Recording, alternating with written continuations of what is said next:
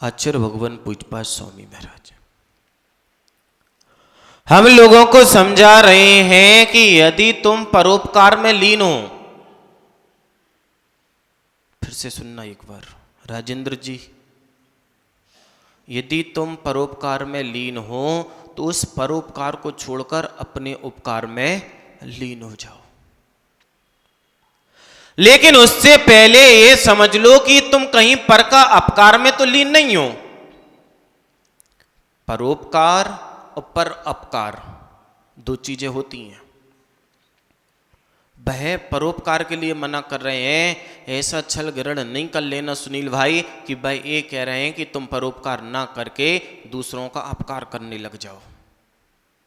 ऐसा छल ग्रहण नहीं कर लेना। वह बतला रहे हैं कि तुम पहले तो पर के उपकार में लीन रहो, लेकिन परोपकार में लीन कब हो पाओगे विनोद जी? जब आपने दूसरों का अपकार करना बंद कर दिया, जब आपने अशुभ उपयोग को खत्म कर दिया, तब जाकर आप शुभ उपयोग में लीन हो जाओगे। जब तक आपने अशुभ कार्यों का त्याग नहीं किया है, आप शुभ कार्य नहीं कर पाओगे। जब शुभ में लीन नहीं हो पाए तो शुद्धोपयोग में तो लीन हो ही नहीं सकते। भाई तो बहुत ऊंची अवस्था है। कब की अवस्था है? जब सारी बुराइयों को समाप्त करके अच्छाइयों में लीन हो जाओ, तभी जाकर आप अच्छे कर्मों को छोड़ सकते हो। उपकार है क्या चीज? आचार्यों ने कहा है कि अगर किसी ने आपके ऊपर उपकार किया है, उसके लिए मर भी जाओगे ना, तब भी आप उसका उपकार का बदला नहीं चुका सकते।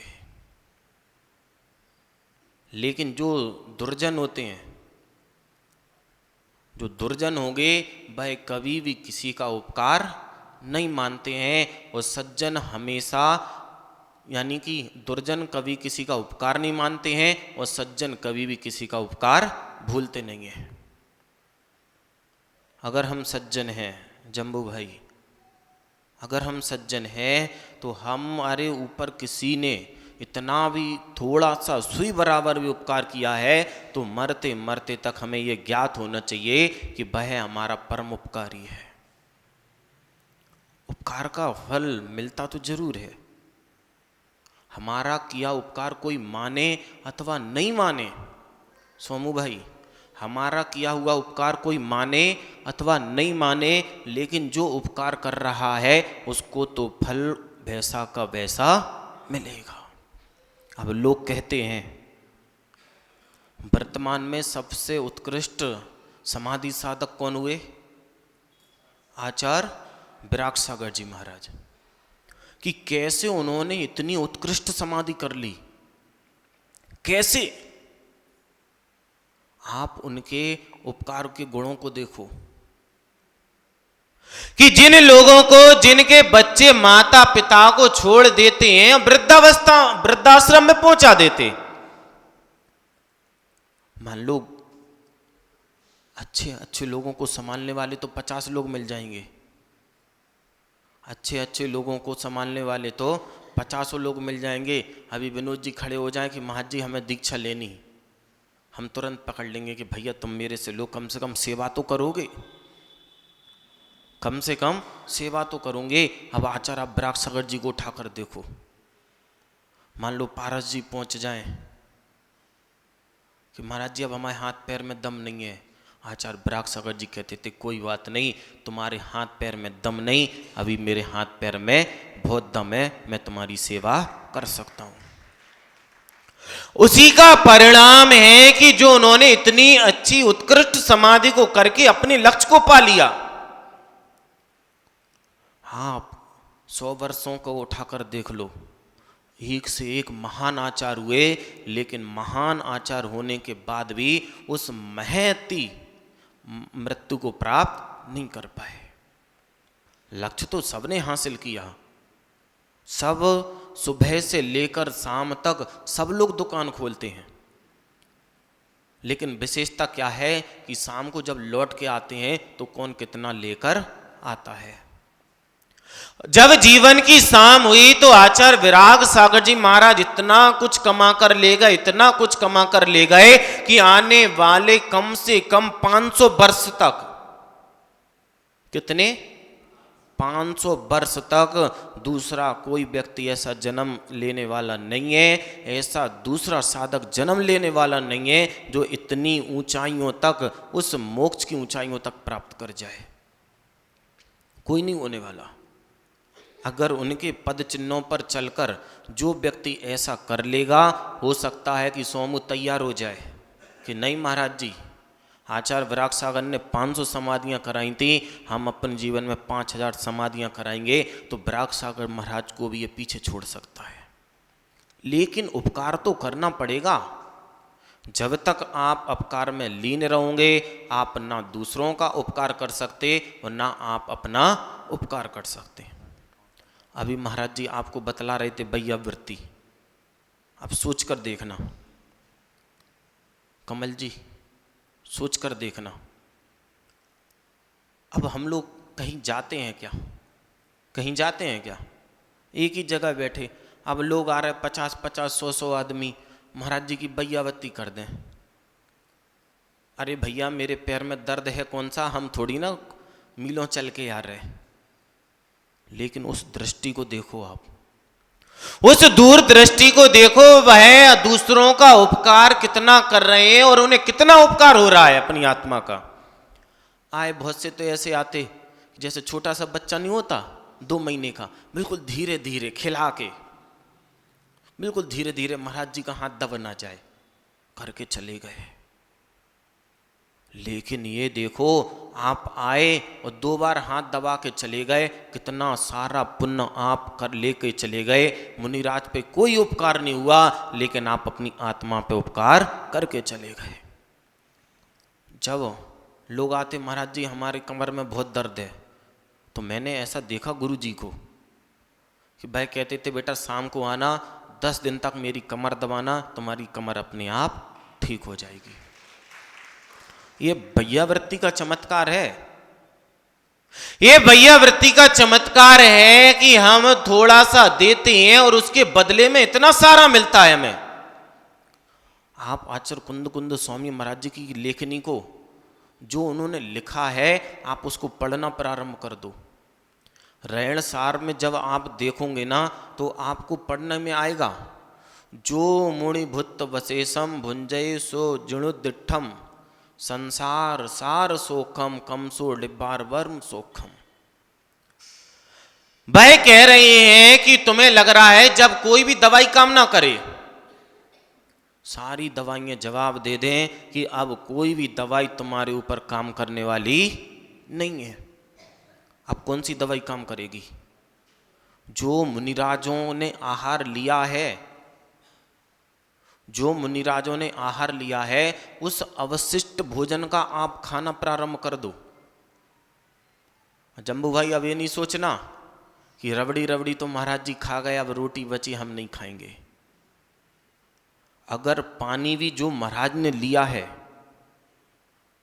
जो महाराज ने लिया है, उसमें से बचा अगर पानी भी अगर आपको मिलता है तो वह पानी नहीं, वह परमौषधि है।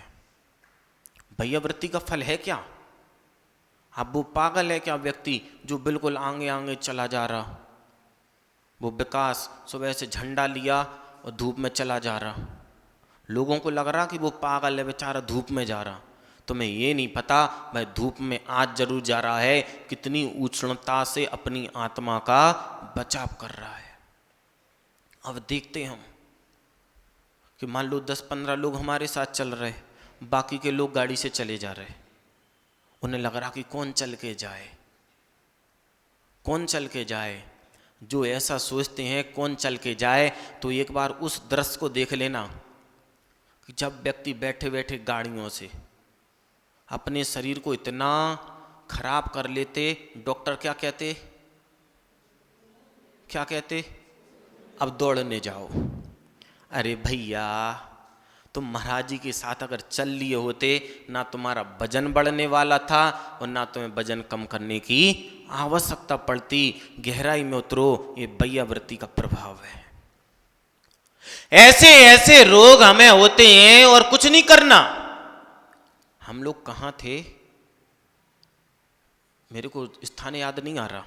एक अंकल आते थे और पता क्या करेंगे, कमल जी तेल की रोज एक बोतल लेके आए। अब हम 8-9 महाराज और ले और सबको चपोर चपोर के चलते बने। फिर थोड़ी देर में आए, एक खाली कटोरी लेके सबका लें और उसमें लगा के ले जाएं। तो किसी ने समझा कि शायद महाराज उनका मैल छुटाते होंगे, तो उससे पूछे भैया क्या है। बोले हम आए थे तेल लेकर, अब दवाई लेकर हम यहाँ से वापस जा रहे हैं। ये रिद्धियाँ जो होती हैं, आप पढ़ के तो देखो कि एक एक दिगंबर मुनिराज के शरीर से स्पर्शित वायु भी हमारे लिए परम औषधि बन जाती है। कि जिस मल का मुनिराज ने छेपण किया है, उस मल से वायु स्पर्शित करके अगर आपके शरीर को छू जाए तो आप कामदेव के समान सुंदर बन सकते हैं, निरोगी बन सकते हैं। परोपकार की महिमा। लेकिन करो तो। अब लोग कहते महाराज जी हमारे घुटने नहीं चलते। तुम आओ तो एक बार बड़े होले होले से बिल्कुल शुद्ध भाव से महाराज के पैर दबा कर तो देखो। अगर तुम दौड़ न लगा जाओ तो इस जिनागम को तुम छोड़ देना। बहुत बड़ी बात कह दी मैंने। जितने भी लोग मेरी बात सुन रहे हो बिल्कुल कान खोल के सुन लेना। आपको कैसा भी रोग क्यों ना हो, अगर आपके नगर में कोई साधु है तो पुरुष वर्ग उनकी बैयावर्ती करने जरूर जाओ।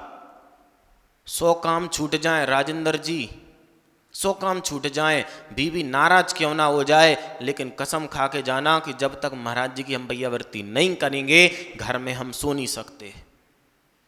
आप देखो फिर सुख कैसे बरसता है। सबसे ज्यादा बीमारियां कहां से प्रारंभ हुई?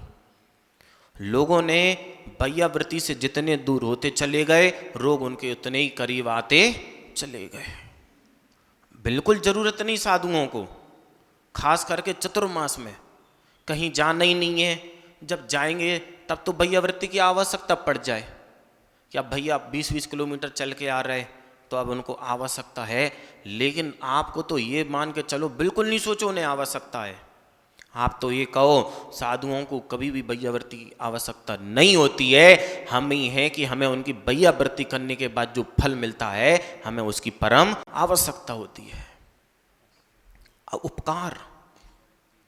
लेकिन आज के समय में क्या सब धर्म कहाँ रखने की चीज थी? कहाँ रखने की चीज थी? सिर पे। और जूते कहाँ रखने की चीज होती? पैर में। हमने क्या कर दिया? क्या कर दिया? बिल्कुल नहीं। जूता भी नीचे ही है, धर्म भी ऊपर है, बस हम उल्टे खड़े हो गए। धर्म अपनी जगह है, जूते अपनी जगह है, बस क्या हुआ परिवर्तन? हम उल्टे चलना प्रारंभ कर दिए। और जैसे ही हमने उल्टा चलना प्रारंभ किया, जो हमारे पूर्वज थे धर्म को इतना ऊपर उठाए थे कि वह हमारे सिर पे आता था, अब वह कहां आने लग गया? आप में इतनी दम नहीं है। जो लोग कहते हैं कि धर्म को जूतों पे ले आए और जूतों को सिर पर रखा लिया, आप में इतनी दम नहीं है। जूते तो आप सिर पर रख सकते हो, लेकिन धर्म को आप कभी भी जूतों के स्थान पर नहीं ला सकते हो। इसलिए हम क्या किए? पहले तो हम बहुत कोशिश किए कि धर्म को इतना दबा दें कि पैरों तले चला जाए। जब नहीं गया तो हम क्या किए? हम खुद उल्टे हो गए। और जैसे ही उल्टे हुए तो सारी क्रियाएं भी उल्टी। बोले महाराज जी को क्या आवश्यकता? महाराजों को कभी कोई आवश्यकता नहीं है, आवश्यकता तो हमें है। और हमने जिन्होंने हमारे ऊपर उपकार किया है, जो लोगों ने हमारे ऊपर उपकार किया है, हम अगर उनका उपकार मानते हैं तो हमारा परम सौभाग्य है। वरना अगर हम उपकार को उपकार नहीं मान रहे तो इससे बड़ा दूसरा दुर्भाग्य हमारा नहीं हो सकता। भाई सूक्ति पढ़ते ना, जिस थाली में खाते हो उसी थाली में छेद करते हो। क्या है? कल कोई एक व्यक्ति एक वीडियो दिखला रहा था, सोमू भाई, 10 बच्चे, अरबपति। कैसे? अरबपति और माता पिता को वृद्धाश्रम में पहुंचा दिए। उस व्यक्ति से बड़ा कृतज्ञ दूसरा व्यक्ति नहीं हो सकता कि जिसने अपने माँ बाप को वृद्धाश्रम में पहुंचा दिया हो। जब कोई टीम वहां पर देखने गई ना, तो उस पिता के पास सिर्फ एक ही अंडरवियर, नहा के आया, बोले ऐसे ही बैठे, दूसरा है ही नहीं है, तन पे दूसरे कपड़े ही नहीं है। मैं नाम नहीं दे रहा। बोले और इसका बेटा क्या करता? बोले एक ऐसी कंपनी है कि जिसमें करोड़ों करोड़ों अंडर गारमेंट्स उसके पर डे के बिकने वाले, और बाप के पास कुछ भी नहीं। उस बच्चे से बड़ा कृतज्ञ दूसरा नहीं हो सकता कि जिसके माता पिता ने उसको पाल पोस कर इतना बड़ा किया है और उसने उसको वृद्धाश्रम में पहुंचा दिया। और जितने भी यहाँ वृद्ध लोग बैठे हैं, मैं आपसे कह रहा हूं कि जब आपके बच्चे आपकी एक भी बात सुनने से मना कर दें, 100 बात कहो, बच्चों को 100 बात माननी पड़ेंगी। अगर नहीं मानते हैं, आप मेरे पास आ जाना। आपका स्वाभिमान है, आपका स्वाभिमान है। आप सारा स्वाभिमान उन बच्चों के कारण आप खत्म करते रहे, और मरने से पहले आप भी अगर आप अपना स्वाभिमान नहीं बचा पाए तो आपका मनुष्य होना भी बिल्कुल बेकार। 100 बात उस समय को याद करके देखो। जितने भी बच्चे बैठे हैं, अपनी माँ के बच्चे, जब हम 100 बार माँ से कहते थे तो माँ 100 बार हमारी बात सुनती थी। आज के बच्चे कहीं पे भी माँ के पास कुछ चीज है, पता चला वो अपने कपड़े लेने जा रही हो, बच्चा बिथल गया, वहीं पे जिद करने लगा, नहीं मेरे को ये चीज चाहिए, माँ ने उसको वो चीज दिला दी। याद करो उस समय को, तुम्हारी माँ ने तुम्हारे लिए क्या क्या नहीं किया है, और तुम उसका उपकार का बदला कैसे चुका रहे हो।